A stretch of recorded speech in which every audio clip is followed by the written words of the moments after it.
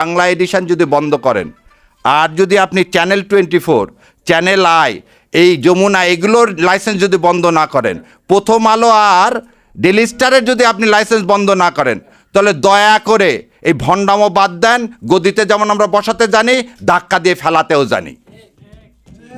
হাদির জানাজা হচ্ছে, আর আপনাদের সামনে একটা কথা বলি, আপনার সন্তানের যেদিন জানাজা বা দাফন হবে সেদিন আপনি সাংস্কৃতিক অনুষ্ঠান উপভোগ করতে পারেন? একজন সাংবাদিক তিনি চ্যানেল 24-এ বললেন কি, আমি সাংস্কৃতিক অনুষ্ঠান উপভোগ করছিলাম, যখন শুনলাম এই চ্যানেল প্রথম আলো এবং ডেইলি স্টার আছে, আমার গা শিহরিত হয়ে উঠল। আমি তাদেরকে বলতে চাই, আপনার সন্তানের চেয়ে ওই বিল্ডিংয়ের মূল্য আপনার কাছে বেশি।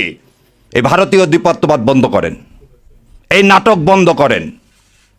আপনি 2.5 ঘন্টা পরে এসে কিভাবে দাও করে একটা বিল্ডিং 4 তলা পর্যন্ত তার মধ্যে ঢোকেন কিভাবে? তাহলে আপনি জানলেন কাছে আগুন যুগে আপনি, নাহলে আপনি এই বিল্ডিংয়ে ঢুকলেন কিভাবে 2.5 ঘন্টা পর?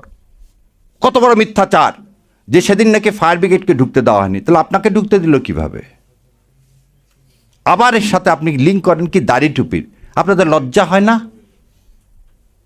যাত্রাবাড়িতে দেখেন, যাত্রা আপনি একটা জিনিস বলেন, সেরাটনে সামনে বিআরটিসি বাসে গান পাওয়িয়ে আগুন জীবিত মানুষগুলোকে পুড়ে আওয়ামী লীগ।